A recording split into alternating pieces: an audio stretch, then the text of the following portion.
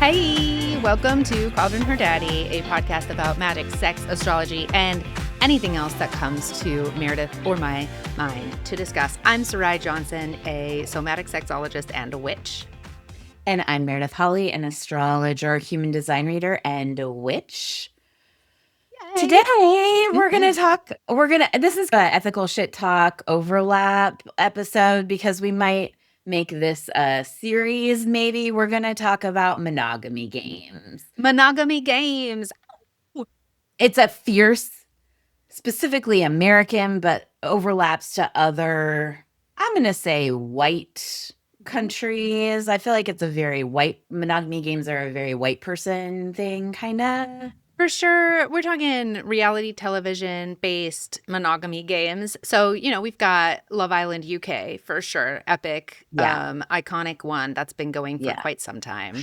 But in the US, I guess we've branched out this season. So we both just finished this season 8 of Love Island. USA, with our host, Ariana Maddox. Yes, it's true.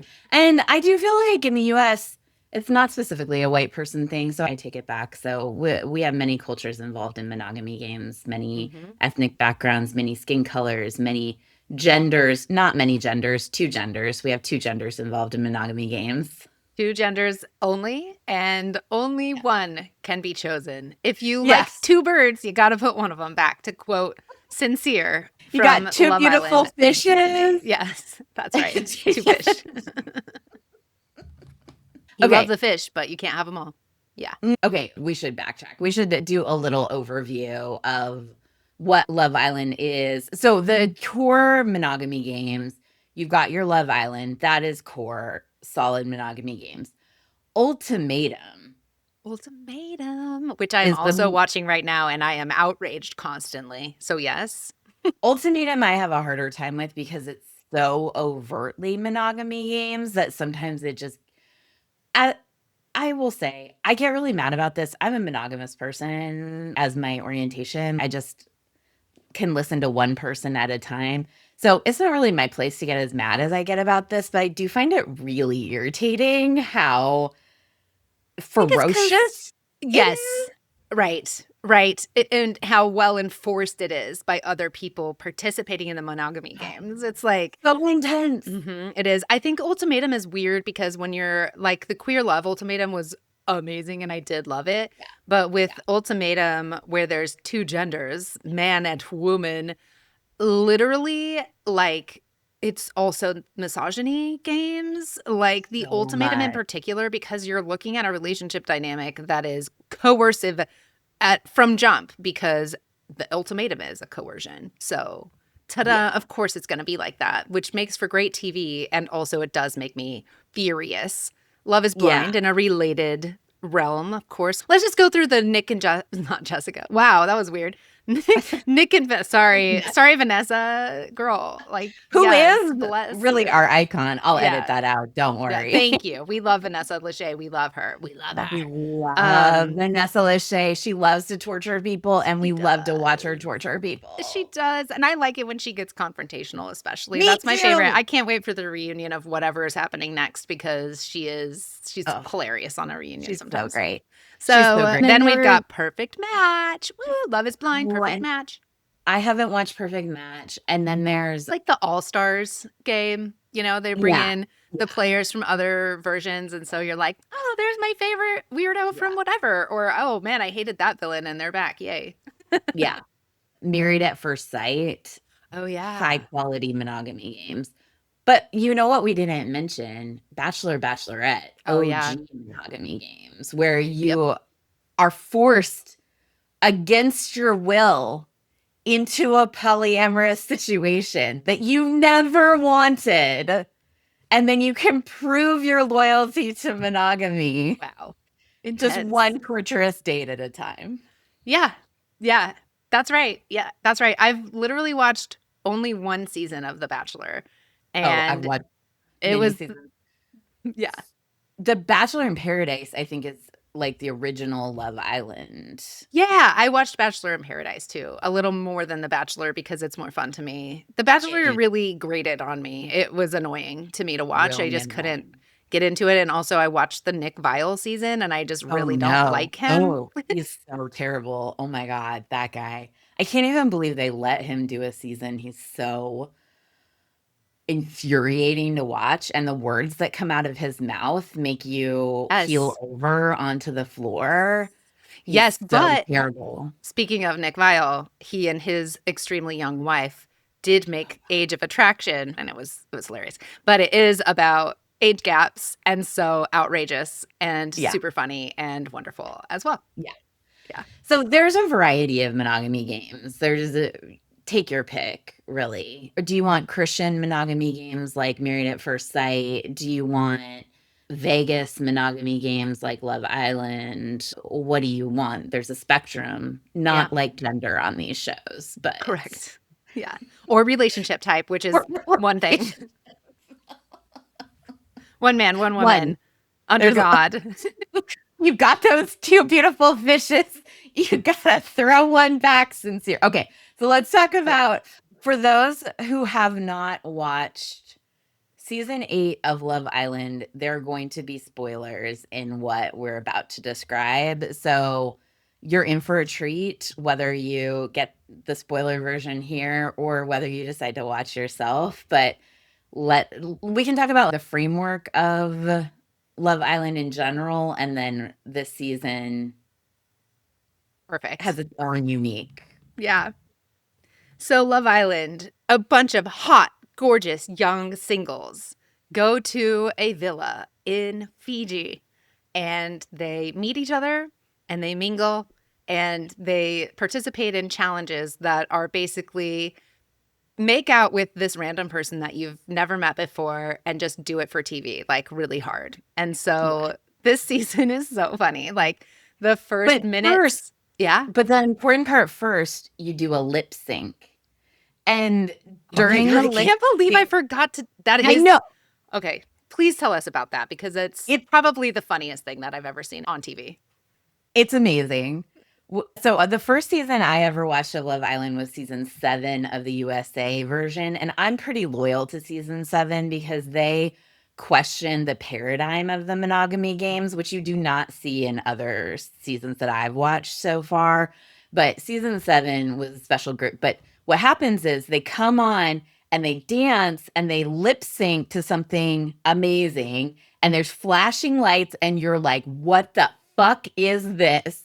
And then you're like, I think all these people are hot. Why are they all hot? And then as the season goes on, they get less and less hot. But for that special moment of the lip sync, you're like, how are all these people so hot? It's I mesmerizing. also think, wow, this is so embarrassing. You have Yes. to be really committed to be able to like seriously be wearing a bikini and dancing on top of a school bus and singing along to like Which maybe I think that must be the attraction thing to me now that you're saying that, because I'm very attracted to people who are willing to be like fiercely all out weirdos. Yeah. And then as the season goes on, some of them Yeah. stay weird, but others get their spirits broken through That's the show. true. They do. And you watch them fade away into sadness. Yeah. Also, there's like a funny relationship with age in the show because most of the people are like 20. And then you'll have this random 30-year-old that they all make fun of for being ancient. It's like pretty amazing. I really like it too. I really like that too. But I will say I was hooked into watching that same first season of Love Island for me was season 7 because Meredith watched it and she's like, wow, it's crazy. I'm just watching all these super hot people become less hot over time. And I'm like, well, that sounds interesting. I'm going to do it. Great season. I did love it. And the only other one I've completed is season 8. So yeah, so they start with challenges, then they couple up from the first day. They like somehow manage to find one other person that they're going to start out with. And it's like who made out the best, who likes the same kind of pet as you this season. Not a plant. We know that. Casey, really. Sorry, I love plants, but I love probably plants would've too, picked but it cats. did not go well. And I actually really like Casey too, but that set him apart from day one. It was a bad choice. Yeah. And it was sad to watch his spirit get broken right out from the very Right, first that's episode. the first episode. They break him right there. Yeah. So that was a bummer. Sorry, Casey. Yeah, You sorry. really you're cool. Like, it's fine. Yeah. So so they do that. This season was interesting to me because these couples largely stayed together. Like, in the final 4, 3 of those couples were together from like day 2 at the latest. Which it was not an accident. They all were like voracious about monogamy in this season. Yes. I watched season 6 of USA. So for those who have watched all the seasons, these are the limitations on what we're able to talk about. I've watched season 6, 7, 8 of USA, and I've watched 1 and part of 3 of UK, which is fun, and I need to finish 3. Nice. But like season 6 of USA and season 8 of USA are both very monogamy forward. But this season was so much. And they all clearly thought that was part of the game, was staying together, which to me is not the point of the show. The point of the show is everybody making out. Yeah. And then they bring in bombshells periodically to pull the couples that exist apart, or like for people to explore, quote unquote, in the lingo of the show. So, you know, a bombshell shows up and they're super hot and they're like, I'm going to take your man or whatever. Yeah. And then the women are like offended. Yeah. Yeah. Oh, and you're going to take my man? Like they've never seen an episode of the show before or something. It's so wild.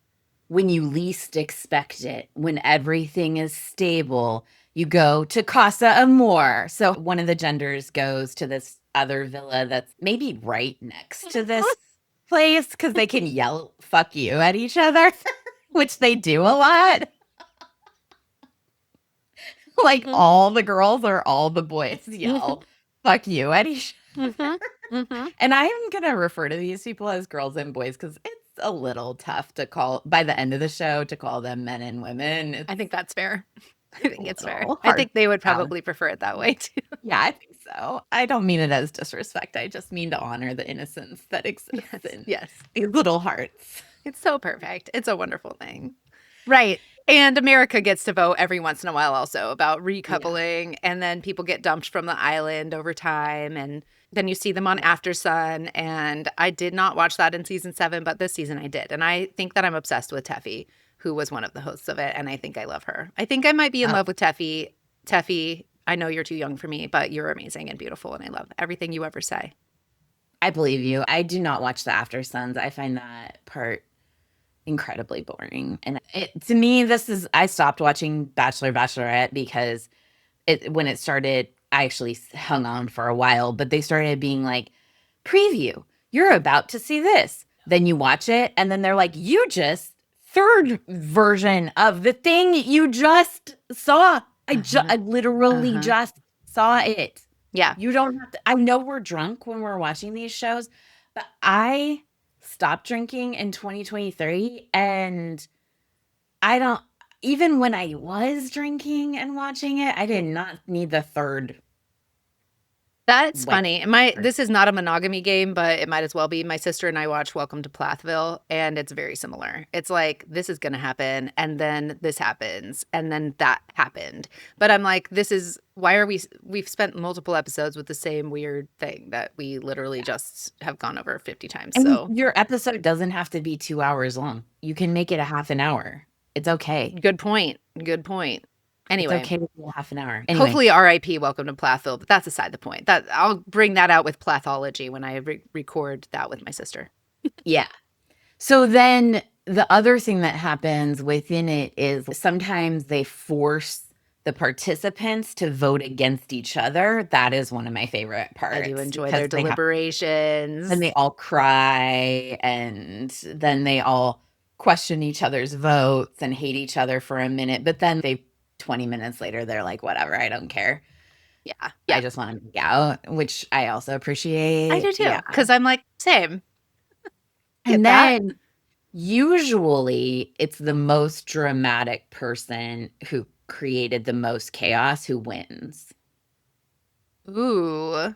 Yeah. That's But interesting. not Not this this season. season. Not this Not season. this. This season, yeah. Let's talk about it. Let's talk Let's talk about about the people. that. Yeah. Yeah. So, episode 1, we meet Bryce and Trinity. This is your first spoiler. They get together in episode 1.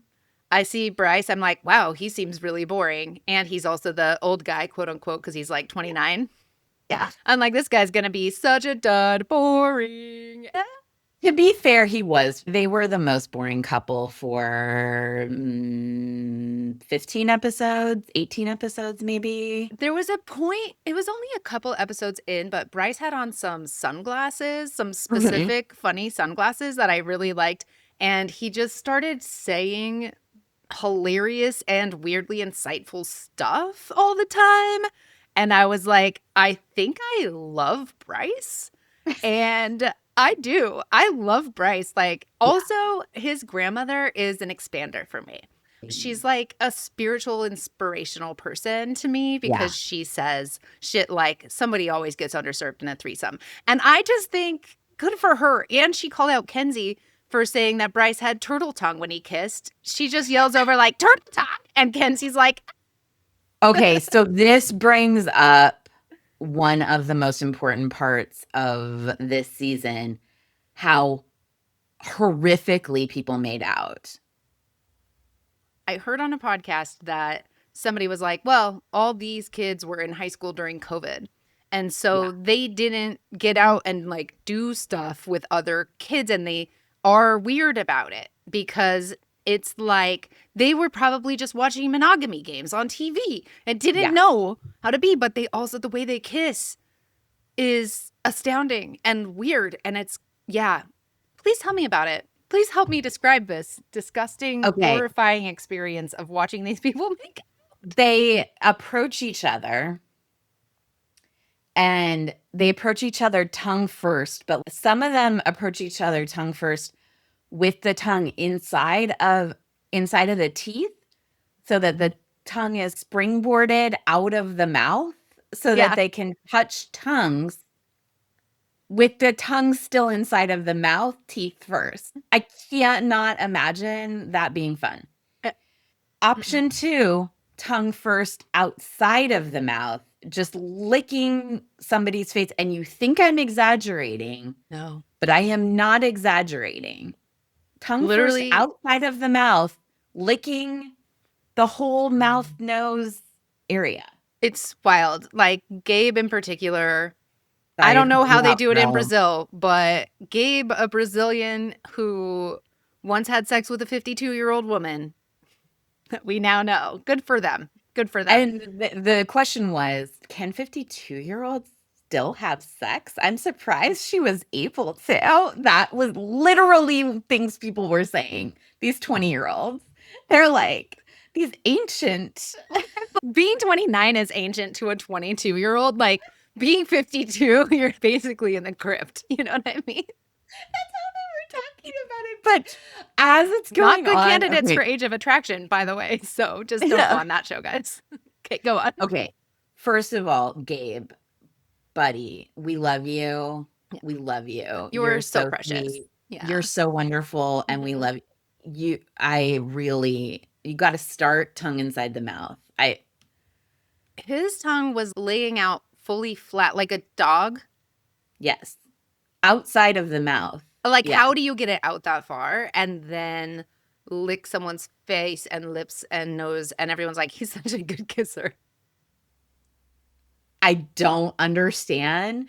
And then Kenzie was ragging on Bryce about once they were making out, sticking his tongue in her mouth too far. However, as a viewer, I didn't have to know about that. And Gabe, people were saying they liked it. So maybe there's just this new generation that likes being licked on the face. Maybe. I guess. Gen Z, sound off in the I comments. mean, we're in the crypt now. We're lucky We- that we even can have sex or I mean, make out can with we? people. Are we Can sure? we? Are we sure we can Okay, even?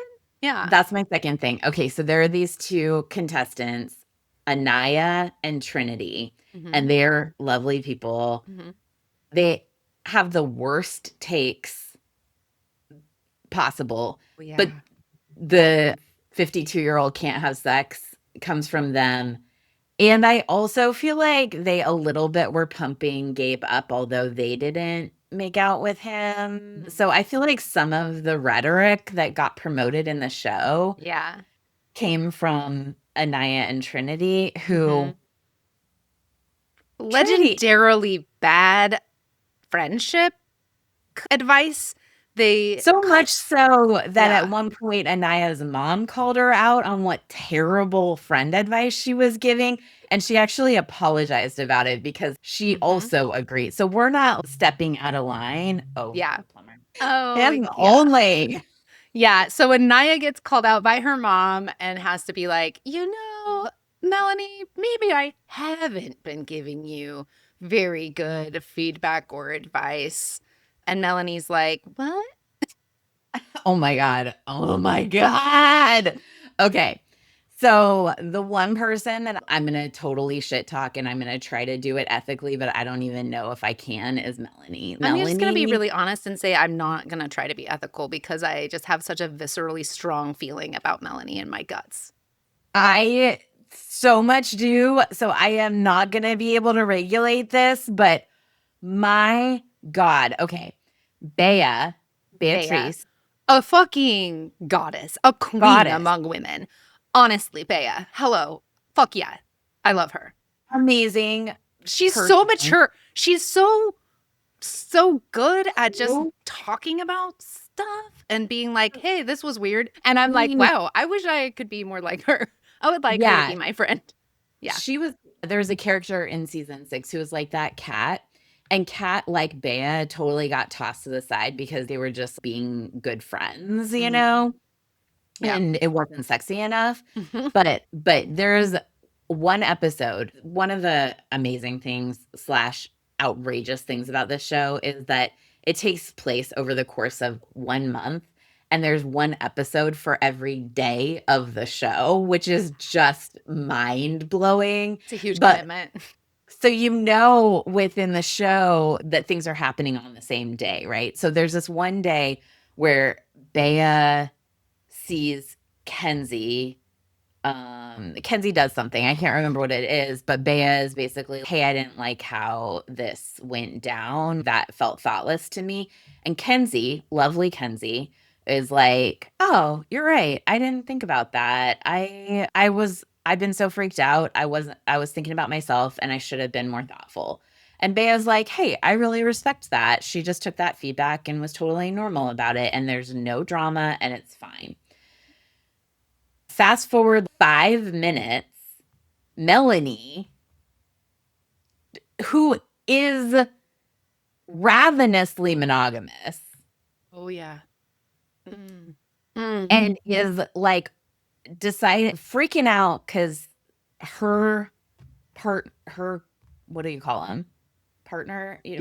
Her sincere. So Sincere is the name of the guy that she's in a couple with, her couple guy. He like looks at somebody else. She loses her mind about it. And then she's like, I guess we're just gonna go explore.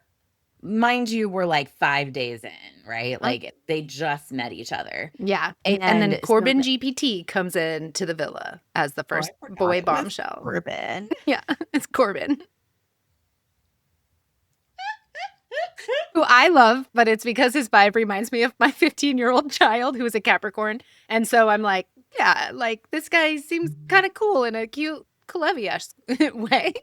No offense to Kalevi, but Corbin's boring. He's just like him. I like him though. It's fine, but he did not deserve the riot that happened. No.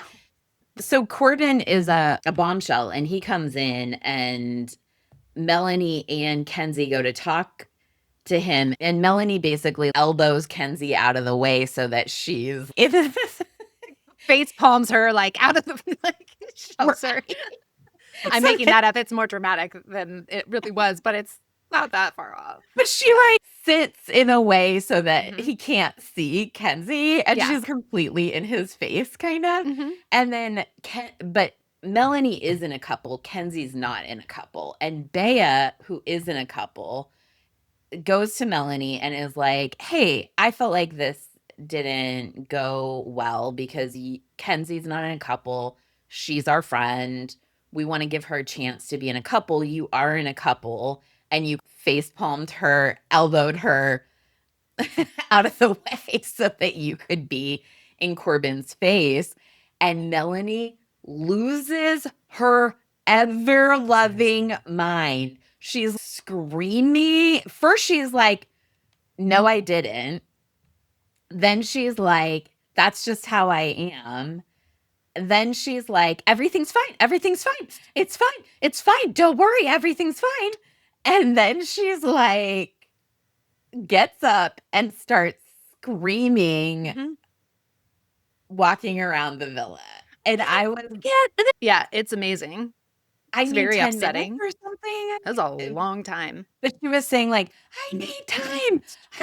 Like, oh my God. It was unhinged and abusive. It was one of maybe 3 or 4 instances where I was like, okay, this is not a safe person. This is troubling behavior, let's say. Yeah, to say the least. Yeah. It's upsetting to watch somebody hood out like that. Reference to season 7. We were texting about it, and I was like a little bit episodes behind Sarai. Sarai had watched. I watched it in real time. It was actually the best, and I loved it. And I'm not patient enough to watch shows in real time. I have to wait until they come out and then watch them all at once. Although I probably should have done that with this one because I actually got a little bit depressed about the monogamy of it all. Yeah, that's what happened to me too. And then I kind of went, I'll tell you about my emotional experience of watching this when we talk about Sincere more. Go on. Yeah, we should talk about Sincere. I feel like now is a good time because this is kind of really what we wanted to talk about in Kenzie. But like, I don't know. Do you want to describe Kenzie and Sincere? Yeah. So, okay. Kenzie basically, for me, looks exactly like my cousin Melissa and my high school best friend mushed into one person. So I just have this like, oh, I love her, obviously, because she's like family bestie in a way, like 20 years ago. Yeah. One thing that we need to say about Kenzie also is do not go to her as an astrologer. She is not a good astrologer. In the first episode, she's like, I'm a Sagittarius sun and Gemini moon. And I just really think that means that I get emotional at night. And Bea's like, I don't think that's what that means. But we do get to watch Kenzie play out her Sagittarius sun and Gemini moon throughout the entire show. So I did appreciate her saying that up front because I was like, well, of course she's gonna explore you guys. She's mutable as fuck. Like, let her do it. Let her be a Sagittarius and Gemini moon. Come on, you guys. It's lovely. Everyone needs to fuck a Sagittarius too. Like, good job being there. Hello. For serious. Yeah. They're just so wonderful. They are. They're great. We love the Sagittarius. I love a Sagittarius. Oh my gosh. And if you ever want to chat and you find a Gemini moon person, they are there for a chat. 100%. Yeah. It also did make me think that on these shows, one of the many problems with monogamy games, among the many problems with it, is the people that are gonna want to be on reality TV are like a very narrow set of people that aren't necessarily a good fit with each other, any of them. Good point. Yep. Kind of need a librarian who doesn't want to be on TV to like, bring some grounding. to the. You need a few earth signs coming up, and you're not going to probably see a lot of Tauruses on Love Island. I don't know. And even if you see a Taurus, they're going to have some kind of Neptunian stuff that Yeah. So she is in a relationship for a couple with Zach, who is not having it. He's like, no, thank you, not into it. He hooks up with Kata 1 second later. She comes in, sweeps him off his feet, underserves Bryce in a threesome because they all are sleeping in the same bed. And she just basically turns away from Bryce, and he's just lying. It's making out with Zach, and Bryce is like, all right, okay. But Bryce and Zach is also my other favorite couple on the show. They The boys the in Love bromance. Island. Yeah, the bromance island of it that's true every season. The way the boys love each other is very sweet. I know. Like when Corbin leaves and he cries, I'm like, I love it so much. Careful, Corbin, you're gonna rust. Oh my God, I love him though. So yeah. So what were we saying? Sincere? Are we going to Sincere now? Oh, Kenzie. Okay. Thank you. So she's with Zach, gets dumped by him immediately. It sort of explores with this guy, Sean, who was very short-lived on the show, this is not really happening. And then she and hook up, and he gets the pick first. So he picks her. And they get into a couple, and they love making out, so good for them. Then they get separated, and she ends up being coupled by America with a different person who I think is very boring, and I don't even want to talk about him because there's nothing to say. But they end up together, but she's still sneaking around with Corbin, and they're still like doing their own thing. Again, they're like several days on this journey. Days. We're in like day 4 at this point. Days. It's like summer camp. It's literally like working at summer camp, except more sexual, because the summer camp I work at was Christian. So that was the problem for me. But that's the thing. This is like summer camp for, are you going to be polyamorous? No, you're going to win monogamy games. Win monogamy games, guys. Win it. So yeah, Casa Amor comes along. She finds another person. She's exploring. She does the game. She's doing what the game is. And then movie night comes along. And movie night is where they show the things that we as an audience have already seen to the people on the island who haven't seen what everyone's been up to. But even before movie night, so Casa Amor comes, and the boys, they're like 6 boys maybe. And so then they go to Casa Amor, they leave, and then the girls watch the boys shit talk them. And specifically Corbin and Casey are basically like, fuck Anaya and Kenzie. Not so much Corbin, mostly Casey. Casey was the one also who said this shit about Kenzie. Yeah. But Corbin didn't correct him, and they had 6 girls come and make out with them. And then the girls are watching this live because they get this giant TV, and then they have to watch their couple. They're not boyfriends. They're not their boyfriends. No. Don't make that mistake. Right. And they're not closed. There are many levels to monogamy in this show that you learn about. And I think it's really important that we all integrate these. Are you closed off? Number 1. Are you exclusive? Number 2. Totally That's a different. higher level. Totally different. That's not a situationship. Don't make that mistake either. No, never say that. That's controversial as can be. Yeah. It's offensive. 3, are you boyfriend, girlfriend? That's the level of monogamy. 4, do you say I love you? Ooh. Okay. Well, yeah. Yep. Thank you. That's the hierarchy. That's correct. That's the hierarchy. That's the escalator that we're working with here. Okay. Yeah. So they go to Casa Amor. Corbin and Casey shit talk the girls a little bit, mostly Casey, but Corbin doesn't stop him. No one else really shit talks the girls. That's not really what happens, but they all do make out with these new girls. Then the girls are alone. They don't even get new boys, and they have to sleep alone in the bed that they, After they watched all the boys ditching them and making out with other people, and they are bereft and angry. At this point, they've been there for 3 weeks. That's right. 3 weeks, you guys. And you know what? Alina yells. What does she tell us what she yells? She says, somebody says something like, KC seems to be making another connection. And she's like, yeah, if he wants to throw away 3 weeks. Like, yeah, it's been a real true commitment. You guys have a lot of shared history. So then the next day, 12 guys come. And then the girls have all these guys. But and they pick the 6 least compelling ones, I feel like. But okay. At least the least hot ones. Mm-hmm.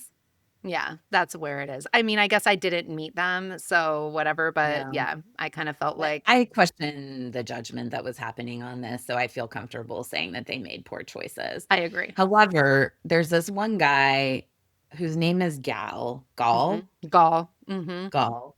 And he reads, like we used to say, metrosexual, but he's like a surf instructor who you can't tell if he's coding gay or just mostly coding like he lives outside, like he doesn't live in shelter. And there's like a overlap point there. Yeah, and he doesn't do hair. Like he doesn't have... His hair is weird somehow. It's like so always odd. Standing up in funny ways. Like... You know, like a Venice Beach surfer guy who owns a coffee shop, which is what Gall is. But not in a, like, I'm a rich person kind of way, in a way of, like, I might live in the woods part-time. Oh, definitely. Yeah. Kind of way. And he has Kenzie kind of wants to make out with that guy, but she also couples up with this guy, Dylan, who I can't speak to because... For whatever reason, the particular way that he smiles is mesmerizing to me, and I lose all of my judgment. And I don't even necessarily think he's good looking most of the time, but I just am completely mesmerized by the way he smells. So hi, Dylan. I just want to support your attachment to Dylan for your own monogamy games because I think it's nice. I don't have the same attachment to Dylan, so I have some things to say, which is Kenzie is like, I'm going to explore with Gall. And Gall's like, yeah. And she's very flirtatious. And they do make out a little bit. And she is doing a suggestive rubbing of his fingers like that for the whole time. So funny. Just stroking his fingers. Which I respect. Very suggestively. I respect. Yeah. Yeah. I do too. I get it. I'm like, cool. Yeah. So they make out. And then Dylan is like, you kissed Gall? And like, well, but also Kenzie immediately goes downstairs and tells Dylan, I made out with Gall. Yeah. And it made me realize I really like you and I want to be in a couple with you. She didn't do anything sneaky. She just said the information and, again, is playing the game as the game once was conceived. As we went in perhaps less monogamous time, I don't even know. I don't know. And they're not on any of the levels that I talked about. Closed off, exclusive, boyfriend, girlfriend. They have no agreements. Yep. And he cries a lot about it. How could you do this to me? I also feel like he didn't have as much of a problem until movie night. I feel like he cried a lot, though, right after. Like, a lot. He freaked out. He really freaked out. Like, a lot. I felt like it was... Look, I'm all for crying. I cry all the time. It's true. Constantly. I am a Cancer, too. Is Dylan a Cancer? Carl's a Cancer. Anywho, I cry all the time. I get it. And also... Carl! I was like, who's Carl? Meredith thinks he's a serial killer, just allegedly. I gotta tell you what, just skipping to another monogamy game, I know you're not watching the heterosexual ultimatum that's on right now, but I'm pretty sure that 75% of the men in that are 100% definitely serial killers. This is just the walk in the park at Love Island. That's true. That's true. Yeah. Okay, so Dylan gets real super duper emotional about it and very sad. And Kenzie's like, oh, I'm sorry. And you just see her shrink into herself a little bit. And then movie night happens. And Dylan is like, this is playing out just exactly how it was with you and me, even though I don't really think so. Because they're saying that Kenzie did the same thing. So she was coupled up because America coupled her up with this other guy whose name I don't even remember. Caleb, boring, don't matter. Yeah, boring, doesn't matter. And then she made out with Corbin while she was coupled up because America made her be coupled up with the guy that we don't remember. And she and Corbin are being weird. Like, Corbin's like, no, I'm not going to kiss you because he was coupled up with Melanie for a minute because Sincere got coupled up with thought Soul. Melanie was going to slit his throat, probably. Melanie is terrifying. You shouldn't cross Melanie. He was right. Yeah. And then they're like, what if we just don't tell anyone and we make out and don't tell anyone? So that was their little pact. Kenzie and people forget that they're being filmed for the television.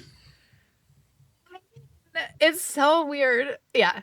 It's wild. So they go make out secretly, and that's what happens. So yeah, Dylan is upset. He's like, I can't believe it. You're just the same. And you told Caleb all the same things as you're telling me, which also wasn't really totally accurate. He was just complaining things. And so it got real dramatic. But all the girls were like, oh, Kenzie, this does look really bad, and shamed her so thoroughly. The guys and the girls shamed her so hard. And I just really felt like it wasn't warranted at all. And they made her kind of feel shitty. And I could see her disappearing a little bit under this oppressive, you better get with the monogamy game or you're gonna lose kind of thing. And it was around the time when Anaya was going around calling everyone lustful. And I'm not lustful. Dylan went to Kenzie and was like, I don't know, people are calling you lustful. And she was like, I'm not lustful. But then Kenzie started calling people lustful at one point too. Yep. She like Corbin and Parmita. Yeah. Yes. Yeah, that's the other thing. The way that these people were throwing around the word lustful to me in this whole season was like, that's part of what made it feel like Christian summer camp. To me, it's just without any campers. It's just the counselors. And they're all talking about lustful. Other people are being lustful. That's so weird to me. This show is about you come here and you make out and wear a bikini all day. Every day. And literally do a game where you're supposed to catch a hot dog in your mouth and then make out in a shower with somebody. It's like, and like you're supposed to, like, you're humping each other. Like, it's so weird that they're like lustful is bad. What in the world? I was shocked by that part of it. The shocking part was how much they were accusing each other of being lustful. I couldn't believe it. It was so you're really supposed to have the appropriate amount of making out with. Because if it's in a challenge, it's different. And that's the other thing is purity culture is so crazy because it is literally this is sex and this isn't sex. And there's lots of different versions. Some people are like no touching. And some people are like everything but, and including but sometimes. It's just no P and V. That's the only thing that's not allowed for real in purity culture. But in this, it's like what's lustful and what's not lustful on Love Island. It doesn't matter. If it's in a challenge, that's fine. Right. Somehow otherwise it's not allowed. It's something that I liked in season 7. There were a couple of characters who were pansexual or bisexual, and they had just a different way of encountering the nuance of, hey, you crossed a line, challenge or not, based on our friendship and our relationship, I have with this person, versus these totally rigid set your brain aside rules in this season. Like, it was strange. It was so strange. They were really compartmentalizing in a way that felt so familiar to me from purity culture. Yeah. It's like a bummer. We're kind of dancing around the sincere of it all. I feel like Kenzie is an example of, I feel like Kenzie wasn't so obviously a polyamorous person like Sincere was, but Kenzie was like closer on the spectrum than Kiss is like a handshake to her. I'm like, I hear ya. I get that. She literally said that. And I think I'm like, when you're on this show, definitely it is. That's how it's set up. True. That's how the game is. It works like that. You have to kiss everyone. Yeah. And I think I get, because you were saying that Kenzie, the way that they were with Kenzie was really sexist. And I get that. I still think that they were more extreme with Sincere than Mhm. Kenzie. But I think they felt like Sincere's sins were less forgivable right, because of the seriousness of, quote unquote, seriousness of his connection with Melanie in a way that was different than how they treated Kenzie for just having kind of light and less long lived connections with people that then she would move on to a different, it was a different scenario, but they did accuse her of it's giving Sincere because right, Sincere was the clear villain of the season in that they right, constantly were like acting like he did something wrong by exploring or right. otherwise not doing everything Melanie tried to coerce him into doing constantly all the time. So I guess I feel like they, let's talk about Sincere and Okay. Melanie. We'll talk about Sincere and Melanie. Overall, watching Love Island this season, Monogamy Games, was interesting because I see Sincere in particular. Okay, Meredith is 2 episodes in, and she's like, I think Sincere is your Love Island archetype. And I'm like, fuck you. Yeah.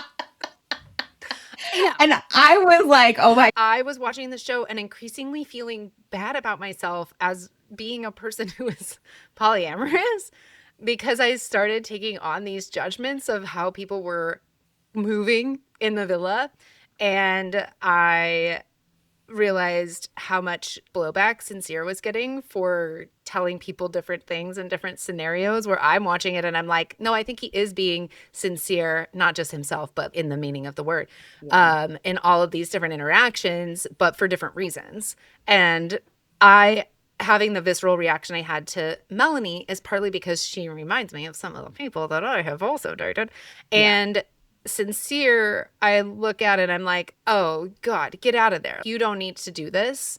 Yeah. There's other options. And the first bombshell that he ended up with was, I think, one of my favorite Yeah. characters of all time on Love Island. I love her soul.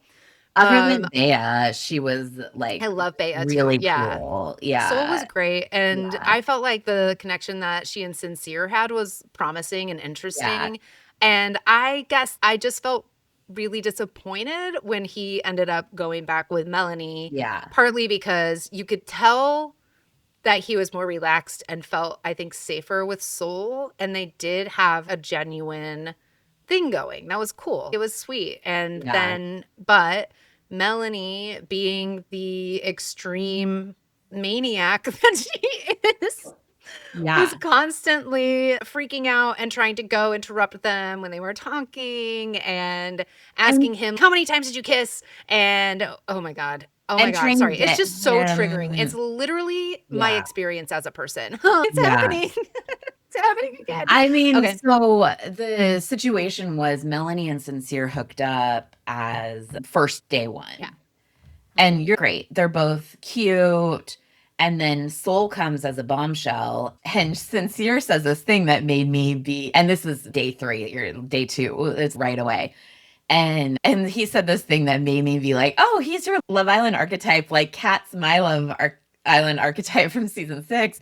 And he says, it's like you got these two beautiful fish, and you don't have to throw a fish back because both fish are beautiful. He's a delight, is why I said this to Sarai. It was not an insult at all when I said it, because I was like, I love this guy. He's awesome, and he gets polyamory. He's just being a polyamorous little delight.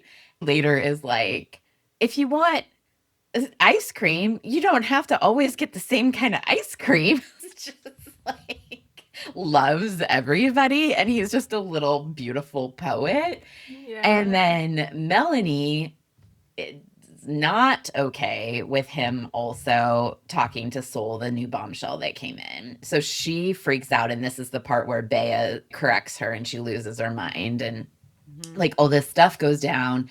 And then Sincere says to Melanie, yes, I do not want to see Soul I'm interested 100% in you because Melanie's freaking out, right? Right. And because he likes her also. Because he likes her.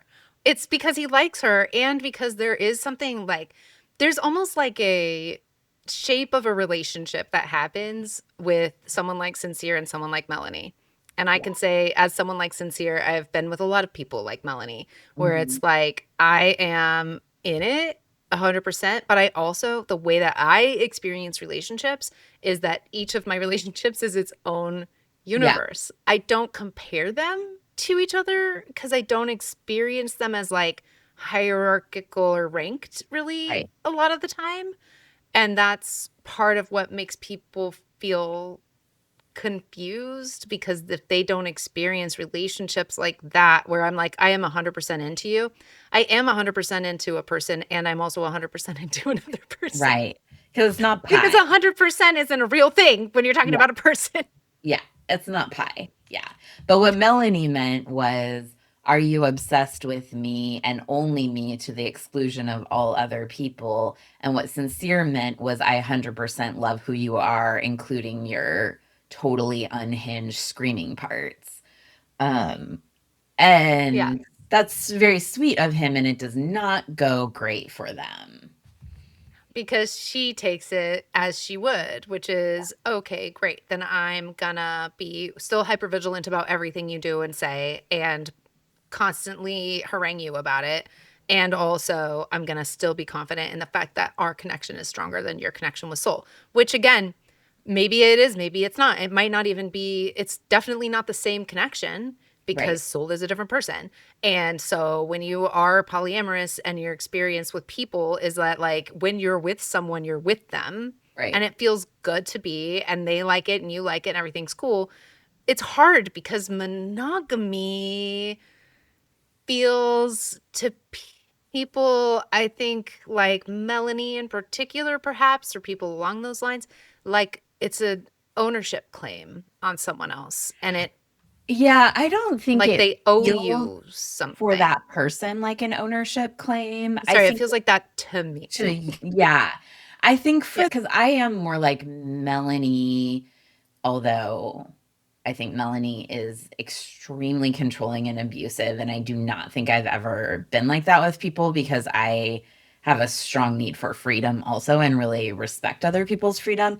But of my experience of the fixation on monogamy is very much like, we've been trained by Disney, we've been trained by romantic comedies, by like all these monogamy narratives and monogamy games, to think that if somebody likes you at all, like if you're a valuable person, they will choose you to the exclusion of other people. And so I think the way it feels is, I'm not worthy. There's something wrong with me. Right. And I need to confirm with this other person that I'm worthy to them. Mm-hmm. But worthiness means exclusion to other people. And it just doesn't mean that to a polyamorous person. And also, that is not love. It is not love to say, I'm only worthy if someone else excludes other people Right. because they Right. like me. That's just not how that works. Love is, I appreciate this person. I enjoy this person. It is things that you feel in your body related to the qualities of the other person. And like, that is not, to me, what Melanie was doing. Melanie was doing narcissism, which is the thing of, if I'm worthy, you exclude other people. So that's why she's certainly my type.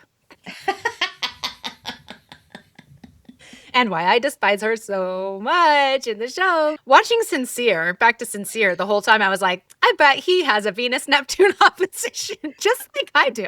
I want to see his chart so bad I because want to see I. their chart. It's Melanie and Sincere's Oh, charts. Oh my God. Plutonian. I So bet it's Plutonian. Plutonian, so Oh, man. Plutonian. I mean, I Yeah. think that that's why I'm like, I do think I can a little bit ethically shit talk Melanie, as I'm a very Plutonian person. And I do think there's a Plutonian element to being like, I am obsessed with this one person. Sometimes that results in being a fucking stalker who's abusive, like we see sometimes in this show. Uh-huh. And then other times it's like fun and you just do stuff together and you're obsessed for a little while and then you get over it, right? And Mhm. you return to a more balanced state. But I've seen a bunch of people lately and even had people say to me, I want to find my soulmate. I'm desperate to find my soulmate. I need to find that one special person. I need to find my divine counterpart. And that is such a Plutonian drive. And anytime Pluto is involved, there is destruction towards transformation. Yeah. But in its worst manifestation, it really is just destruction and oppression, like just trying to control and assert power over people in order to find your own safety. It is brutal because there's another person that Sincere hooks up with at Casa Amor when he describes it's not just two beautiful fish. Sometimes you want two kinds of ice cream and you love both kinds of ice cream and you're not Yeah. like like mint chip is my favorite ice cream to the exclusion of chocolate. Like why would you have to exclude chocolate? It Mhm. Yeah. doesn't make any sense, which is true. It is true. Yeah. It's totally Yeah. reasonable and true. Yeah. Yeah. But it's like, it's kind of wild watching him at Casa more develop another connection and be pretty intimate with Amora, who he ends up coupled up with at Casa, because you know he's just going to go back and Melanie's going to rip his throat out. Like, you just know there's an inevitable clash of wills here, and she is going through Casa at the villa with another person and being very like chaste and I think like performatively perfect so that she can have the higher ground against Sincere, who she I'm sure knows is going to be fucking around. Like, because that's what Sincere's gonna do. And like, If she uses her big girl brain, then she knows. right, But I think she's testing out her self-worth. right. And a lot of testing out your self-worth is proving your self-righteousness, I think. That's the performative quality of Yeah. it. Yep. Yep. Yeah. So he Which is goes and not he love. If you love mm, somebody, you love the parts of them, including the polyamory of it. And I'm not saying that Sincere should have communicated the way that he communicated. I think his communication was not clear and didn't honor his own instincts. right. But I also get why. Right. Me too. I mean, because it's self-preservation Yeah. and it's about creating some level of safety for yourself. And I think when you're a polyamorous person in a monogamy game, or even like in the world dealing with people who are monogamous and wanting to be in relationship with them, potentially, sometimes that can work, sometimes it cannot. I don't think he's trying to say what he thinks she wants to hear necessarily. I think he's saying what is true, but also hiding other things that are true. Right. Like, I think that for me, that's usually what ends up happening in But I think conversations like also, this. I think when we're raised in culture that says monogamy is the goal, the longer you can cling to monogamy, the better Yeah. person you are, Yeah. right? True. That is a cultural narrative Yep. that Well, is yeah, because if you're in a relationship that ends, you've failed. The right, relationship failed, which right. isn't even true either. Like, it's just that sometimes relationships end and that's okay. It Yeah, sucks. and I mean, it sometimes there sucks, but it were does happen. amazing relationships and amazing generative parts of your life, and they come to a conclusion whether you want them to or not, and that is how cycles work, that's how life works, but I think when we treat monogamy as such an intense goal, in anybody who's polyamorous in their minds, they're like, I can fix myself. I can correct it. I can be a good person. If I try harder, if I'm more disciplined, I can be a different person than I am because who I am is bad. Because who I And am is bad. and then It's I'll not the normal way to be. comply. So that I think creates I can be this kind of, and so I think the communication becomes Relatable. See, me and Sincere just harmonizing over here. God, it's frustrating. But I think when I'm watching him, I'm like, this little delight poet is trying to be a good person and he thinks who he is bad. He thinks that his instincts are bad. Yeah. And then when his dad gets there, he's like, "You're bad." And Sincere's like, "I know." And then he gets sad for the So whole last wild. several episodes while he's in with Melanie. And like, they end And up he in the gets fucking super final boring. four. I'm like, Yeah. "Hello, America." Like, rude. What the Yeah. fuck? Ugh. Yeah. No. No, and he gets all crushed. But when they go to movie night, this is my thing about how I do think that they treated Sincere more severely than Kenzie. I know he didn't communicate as upfront as Kenzie did, but I think that the people who were being so rabid in movie night and just screaming at people were doing it based on monogamy training Yeah. and monogamy competition, not based on gender as much, because I think Sincere violated more of the monogamy rules than Kenzie did. Do you know what I Yeah. mean? Yeah, I think that's true. And I also think that's partly because Melanie is unhinged and she has Trinity and Anaya in her chorus all shouting down the men again and again and again. And like Yeah, one of I can't even remember who said it, but it might have even been Corbin. Like that's kind of that's a double standard. Like you yeah, guys are holding Sincere to a different standard than Kenzie and Anaya's like there's no double standard. Like I mean they're just all so upset and so yeah. angry at everything. I mean, KC gets some of that too at movie night, like hard from Anaya. But yeah, we're looking at Sincere and Melanie. She just comes at him like full force She all just the time. stands up and just screams at him that basically he's a bad person and that no one should ever trust him because he's a bad person. Casey and Anaya, to me, Anaya went way, way too far, but I understood it. I feel like Casey shit talking her, Yeah. that to me makes sense for her to be upset about it. Yeah. I think the way she handled it was terrible.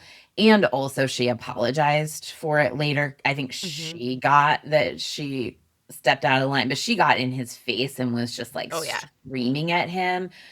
But I do get being mad that he is being in a couple with her, and then the second he's away, he is shit talking her. Like, Yeah. that, which Sincere didn't do about Melanie. He was not Right. shit talking Melanie. Right. I don't That's true. know. He Yeah. wasn't. And I think it's because he doesn't need to. Like, I feel like with Sincere, he's like with the person he's with when he's with Yeah. them. And it's not about anyone else. It's about that person that he's with, which again, Yeah. like I can say that because I'm projecting, but also because I'm observing. And that's sort of what I know is true for me. I think that it's true. When I watch it, that's what I see. I think he really just thinks people are fascinating and loves them and thinks that they're Hmm. really cool. And he's with the person he's with. And I think he says that. He says, "You got two beautiful fish. You don't throw one fish back. You got two beautiful scoops of ice cream. You can enjoy both scoops of ice cream." And I think in the end, the families are like, he's playing Melanie and he's just a Yeah. player. And I think that comes from this concept that polyamory is not an orientation, it's a choice. Yeah. And I I don't see that to be true in what I see with myself and with my friends who are polyamorous. I don't see that to be a choice. I see it as a physical, instinctive way of being.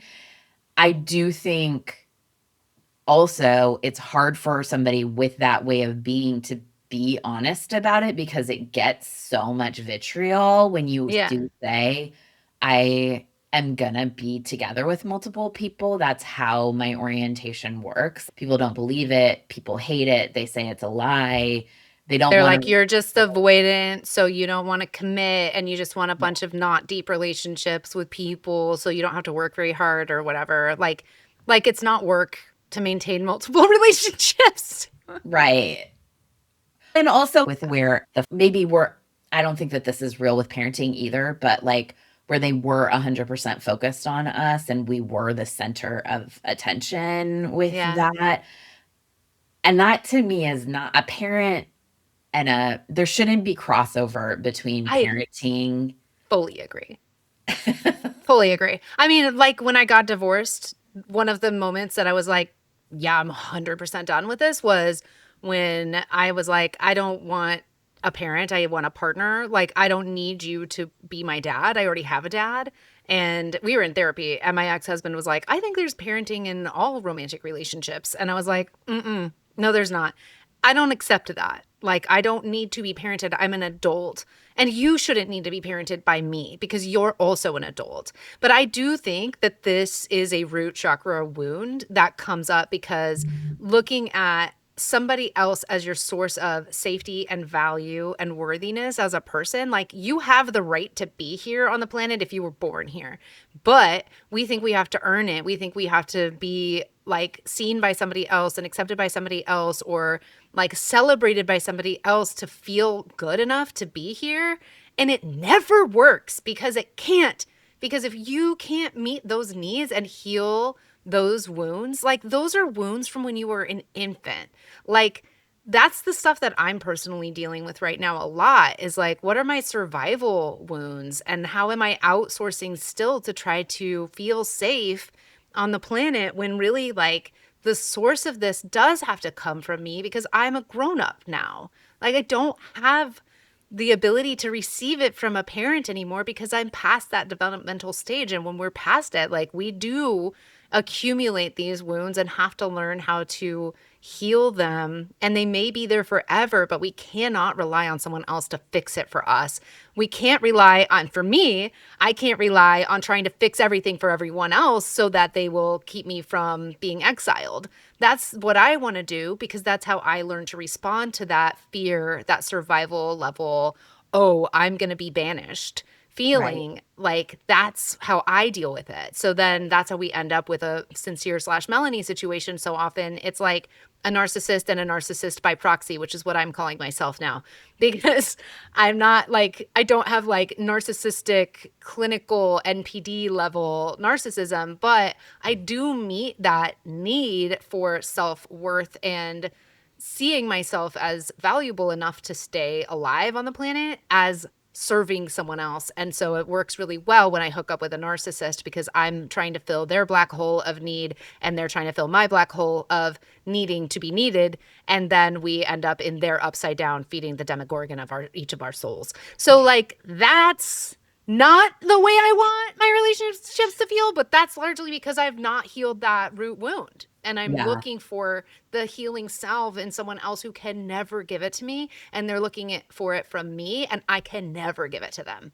And that's so frustrating, but it is the reality. Like, we are resourceful and we have to be. We have to be. And we have to honor our own sovereignty as sacred, including the parts of it that don't comply, maybe especially the parts of it that don't comply with this type of coercive cultural narrative. Because I think that the reason bride selling existed was so that women didn't have autonomy and were not treated Property, as humans. Yeah, they were treated as literally property. chattel Yeah, property, like yeah, 100%. Yeah. yeah. And if you start to treat people as though they have sovereignty, then they have power to create change. And if the whole system relies on coercive status quo, which it should not, and is also unhinged, Yeah. but the way that it maintains itself is by consuming everyone's sovereignty, right? And Mm-hmm. convincing us to give away our sovereignty, give away the sacredness of our personal energy. But I Right. think like one of the things that I just loved about Sincere is he really saw the people he was with. He Mm-hmm. listened. This was true for Bryce too. Bryce is a monogamous person. We were going to talk about Mm-hmm. Bryce and Trinity, and Oh, they just yeah. developed this beautiful, sweet love story. And they just Yeah. really like each other. They just Yeah. are like sweethearts. It's They just really cute. are so into each other, but they happen to fit within monogamy because they Right. are oriented towards two people are incredibly boring for 18 episodes because they are so monogamous and they're very slowly building this very reliable friendship that also underpins that they're really into each other. And Yeah. then when Casa Amor happens, they both cry. Like pining for each other. I'm like, somewhere out there. Yes. That's how they are, and it's really cute, but it's also incredibly monogamous. Which is why they win monogamy games. They win. You win. But if they kept being as boring as they were in the first 18 episodes, I do not think they would have won. I think they sneaked in by the seat of their pants because they got a little funny and cute and they cried and stuff, but they were very boring. But I think Sincere was similar to them in that he really paid attention to the people around him, right? He was very present with people when they did love letters to each other. His was the only good letter, in my opinion. It was like very beautiful and it was very accurate to the relationship that he had with Melanie, I think. Yeah. And like he could have written, though, a beautiful love letter to every person in that villa because he loved and saw them all and listened to them and thought they all were really cool. And I think that because women were property for so long, polyamory was also a source of oppression because it was executed in a misogynist women are property way, right? Also, if you take that away and you return sovereignty to people, you return the sacredness of people, it's beautiful to have people who see multiple people and the beauty in them. Yeah. Yeah. I mean, it can be. I try to see the beauty in it in my own self a lot. But yeah, really weirdly, watching this whole season unfold was a weird crisis of confidence in my own way of being. You know, partly because of the way that Sincere was so maligned, and partly because I saw the way that I am play out on a screen and have the same kinds of consequences that I get in my real life, which is really frustrating to watch on TV, on Love Island, no less. Like, really? Yeah. It's like I'm embarrassed by it almost, but I guess I'm not. Like, I think that what I take away from it is part of my own healing is sourcing my safety and well-being internally. And what I oftentimes do is try to root myself in the safety of someone else and comply with their expectations or what they say they want or need so that I can have that safety. And I'm not I'm not consciously trying to lie or something, but I am twisting myself up to comply with something that doesn't fit me and isn't for me. But I do it for someone else because I think I just generally am accommodating. And I also generally believe that probably I'm wrong and they're right. And when I have been in monogamous agreements, there, like, I can't remember if we've mentioned my James Dobson brain disease that I have, where I am super self-critical and like really, not all the time, but like sometimes it's really intense. And I'm really judgmental about everything I'm doing. And I'm like, I'm wrong. I'm doing this wrong. And that is also related to me trying to fit into agreements or situations that don't actually fit the wholeness of who I am. It's like I'm suffocating myself and making myself smaller, and so my brain turns on the old programming that I've used my whole life to like survive, to get through, because if I'm abusive to myself first, maybe other people will be nice. I didn't realize that. I just realized that just now. Oh, little Sarai, you're just a little sincere over there. I mean, that's sad, but it's true. Yeah. You know?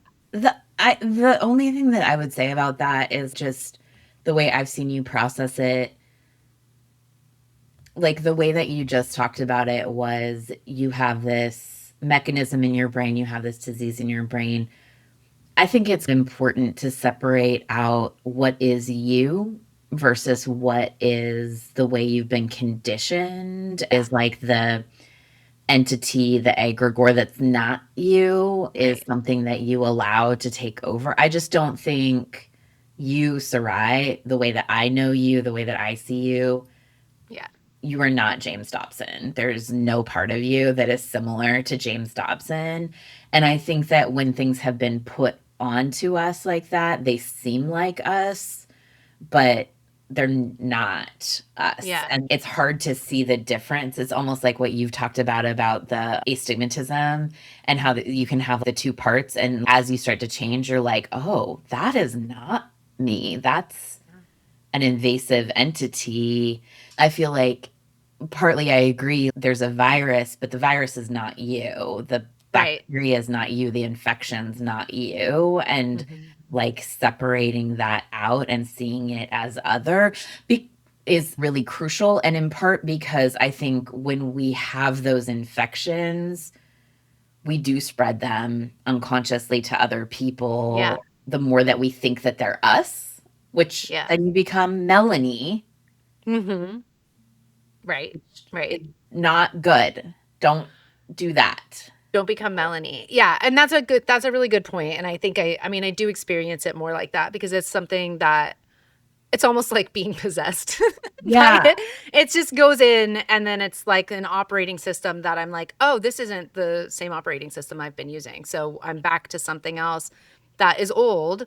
Yeah, but it's also something that I can reckon with and treat like, oh, here's some information that I can use. That has served you. Like, being compliant within evangelical Christianity is absolutely necessary for survival. Like, that's just true, I think. And I think when any of us are releasing old institutions, like whether it's Christianity, whether it's law for me, or whatever it is, it's scary because we're like, maybe there isn't anything else.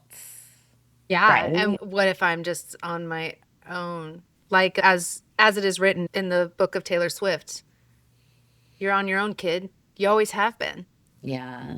Yeah. Not in a bad way, though. Like, I mean, I think that's the truth, is like, yeah, we do have the power and the ability to encounter these scripts, like these well-worn wagon wheel ruts that we are born into, and we're like, this is how relationships work. They're monogamous.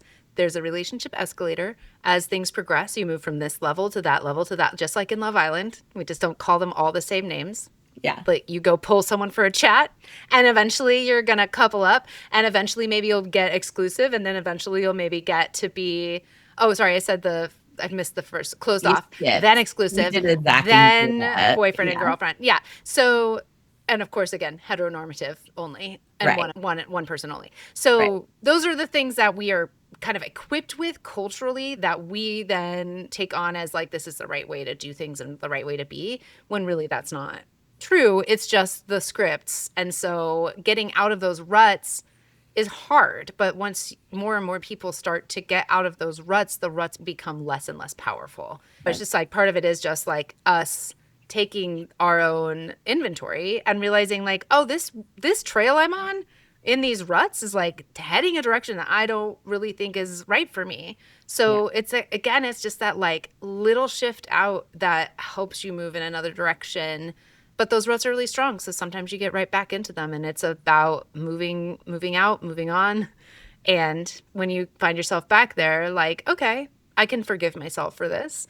And I think one of the things that I see come up in the monogamy games in general, and a lot in Ultimatum and a lot in Love Island, is the idea that if you comply with the escalator and comply with the heteronormativity and comply with the compulsory monogamy, no one will get hurt.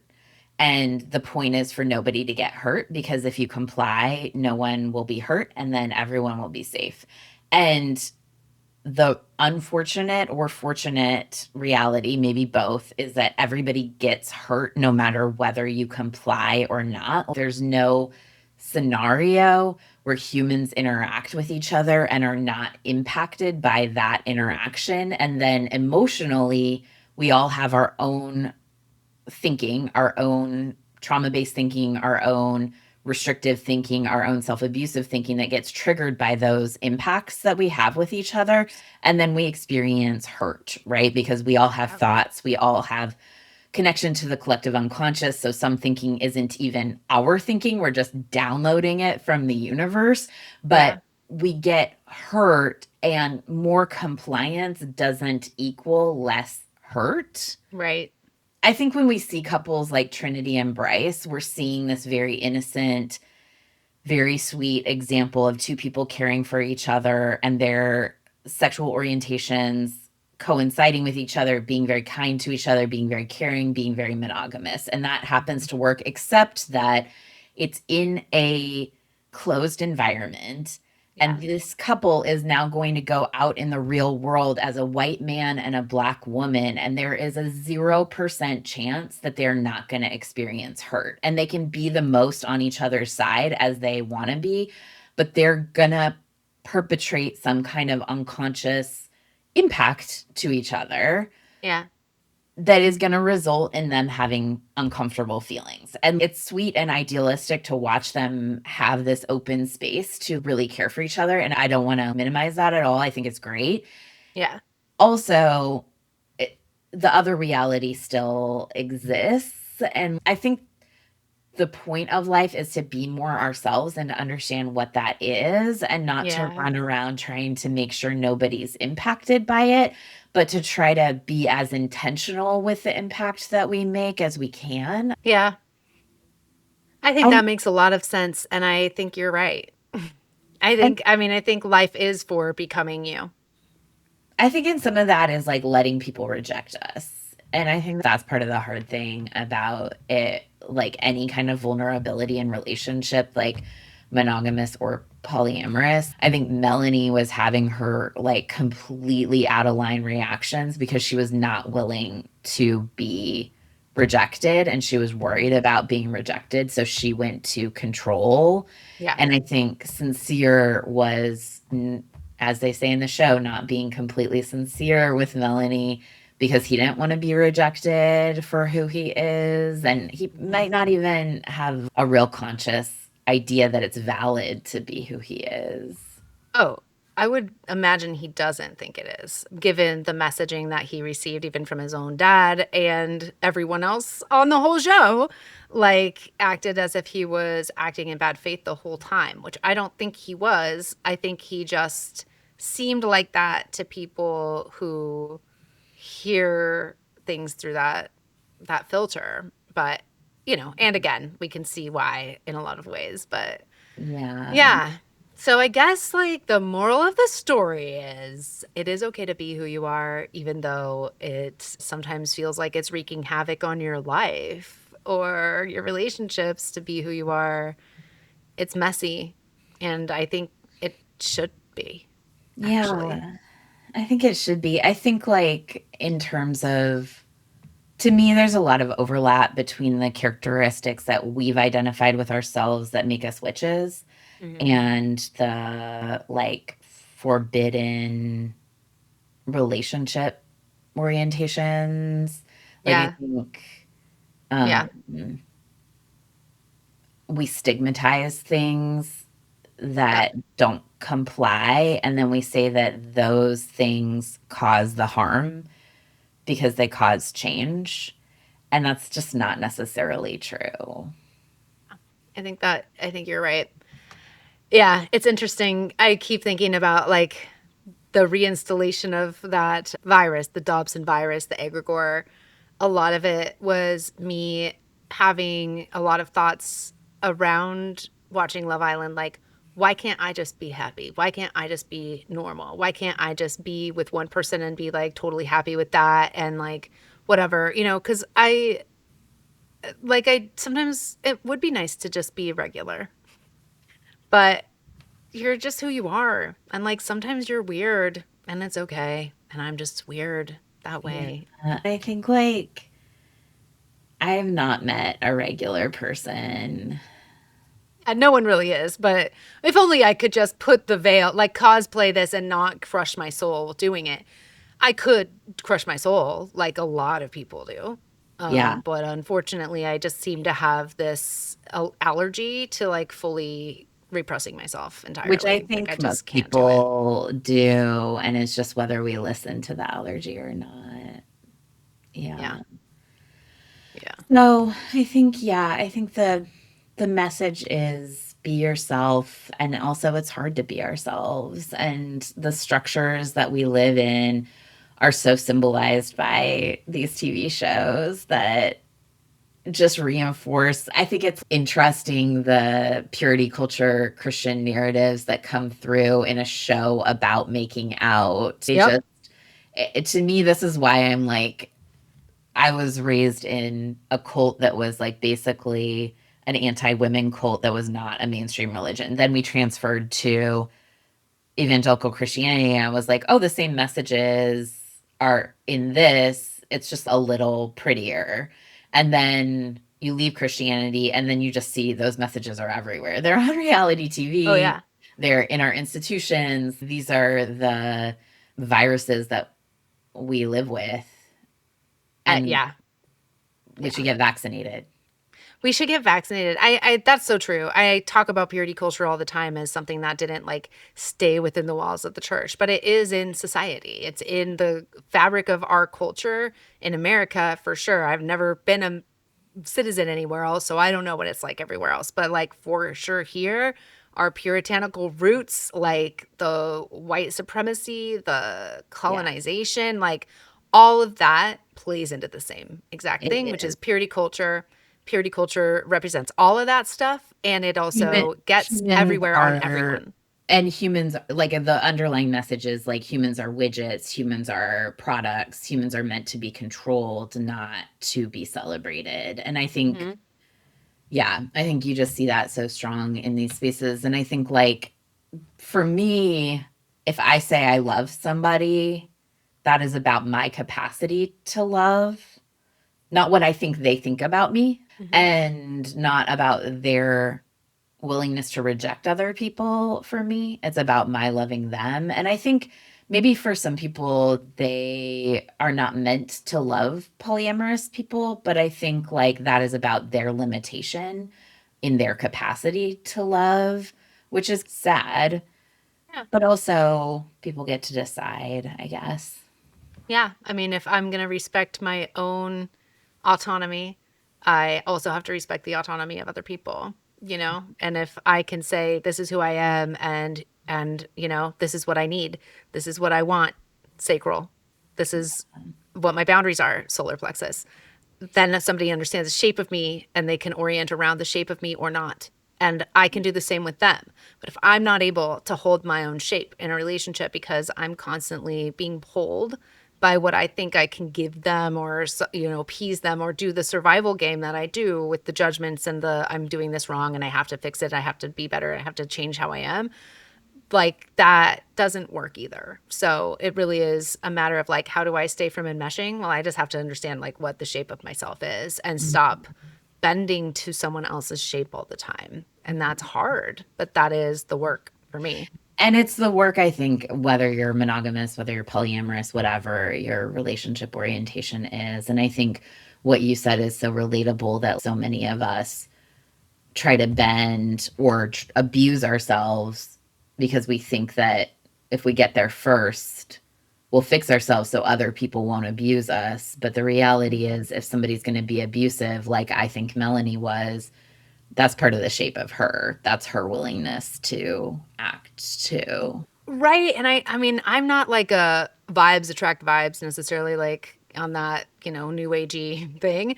But I do think that when we're participating in abusing ourselves, it gives people a different kind of permission to do that to us too. Like it is actually an invitation for their scrutiny rather than a declaration of our okayness and that, you know, we deserve to be treated decently. Like I think that's a part of that too.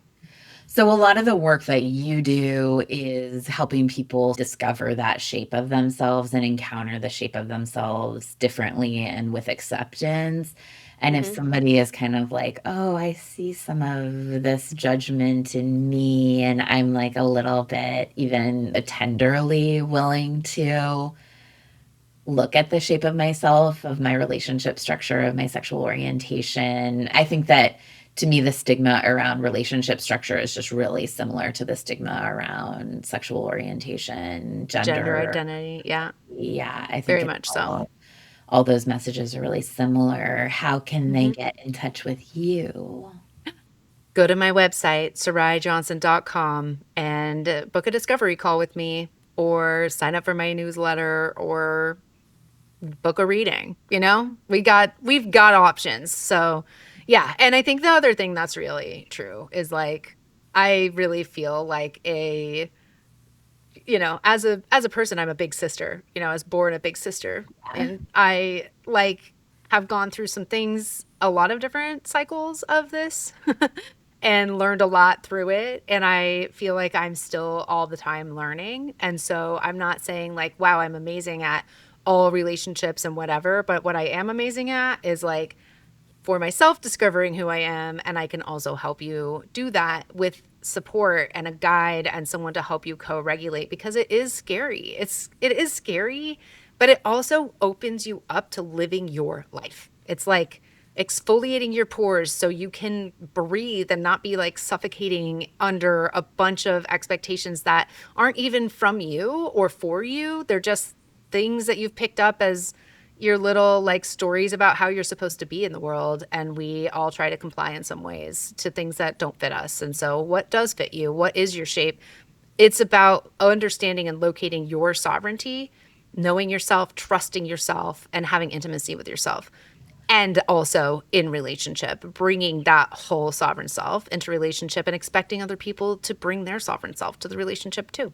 Yeah, and I think that whatever relationship style, sexual orientation fits people, I think when we find ourselves in those spaces where we're like, I need to comply, I need to fix myself I need to abuse myself in order to prevent abuse. And we're afraid that there's nothing else. We're afraid that we're just going to lose everything if we are fully ourselves. I think that's genuinely a scary experience. And as somebody also who has reinvented myself a number of times, and I know you have, there are other ways. And even just being present with yourself feels so much better. If you lose people, it's just a life-saving thing to be willing to do, I think. Yeah. And even maybe sacral of feeling like my energy is just this black hole that's like exhausted, and like there's nothing that can fill it when I'm in that space. And then I think when you're not, you just feel this sense of wholeness, like just this Yeah. sense of life. Yeah, because you're not dumping your energy into someone else's black hole. Yeah. Like that's what I always end up doing. Yeah. And I'm like, oh, wait, I can't satiate this need. It's not my need to fill. And that is true. Like your job is to fill your needs. Yeah. It sounds really countercultural, but it is true. Like it's true. Yeah. Yeah. How about if somebody's like, wow, do I have a Neptune Venus opposition? Like Sincere and Sarai probably do. What would they do to get in touch with you to get like a natal chart reading and stuff? Yeah, they can go to fourthcupastrology.com and all my stuff is on there. And the way that I do things, I have a little mini course about finding your magical gifts, but that also touches on what is special and unique about you and honoring your sacred uniqueness, not from this exact lens, but more generally. Yeah. Nice. I Yeah. love it. Yeah. All right. Go Thanks, be magical. everybody. Yeah, don't play monogamy games, but go have fun. Yeah. Fun is good. Monogamy games are stressful, but entertaining to watch on TV.